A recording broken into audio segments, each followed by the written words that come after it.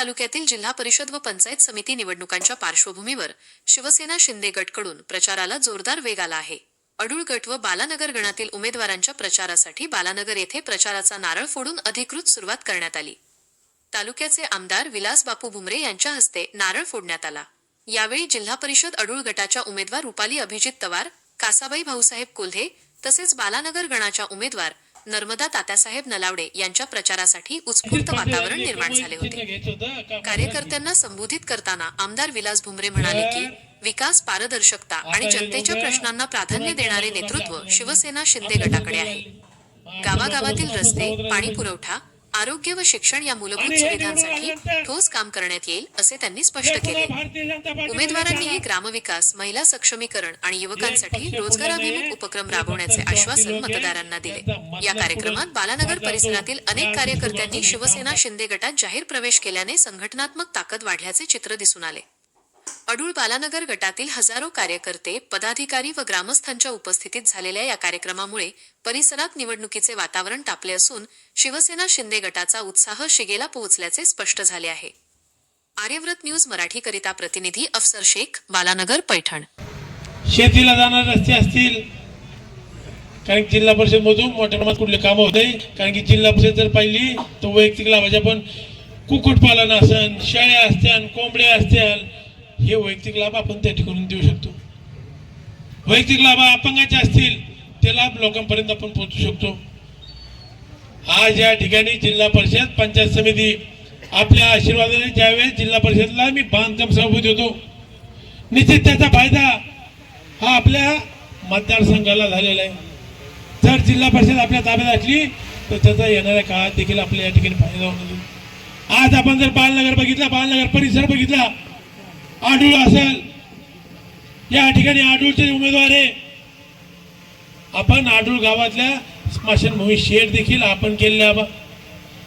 गावात मारुती मंदिराकडे जाणारा रोड आपण केलेला आहे।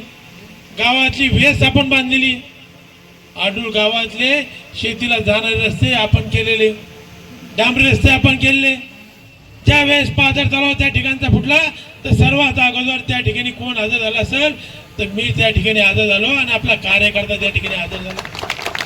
निवडणुका येतात जातात।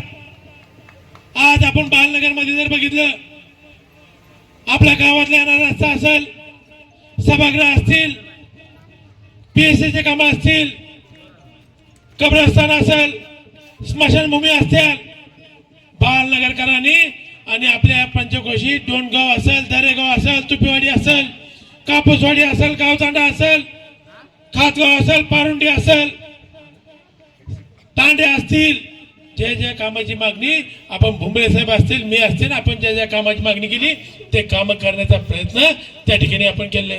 या ठिकाणी आपला शादीखाना मंजूर आहे। शादीखान्याचं देखील या 2-3 दिवसात त्या ठिकाणी आपण काम सुरू करतोय। काही तांत्रिक अडचणीमुळे काम थांबलं होतं, पण शादीखान्याचं देखील आपण या ठिकाणी काम करतोय। आज या ठिकाणी मुस्लिम समाज बांधव उपस्थित आहे। पैठण नगर परिषदची निवडणूक होती। या ठिकाणी नगराध्यक्षाला एक मुठी आणि एकजुटीनं मुस्लिम बांधवांनी त्या ठिकाणी प्रभाग 11 असेल, 12 असेल, 10 असेल, 8 असेल, सर्वात जास्त लीड ही मुस्लिम बहुलवाडातून दिली।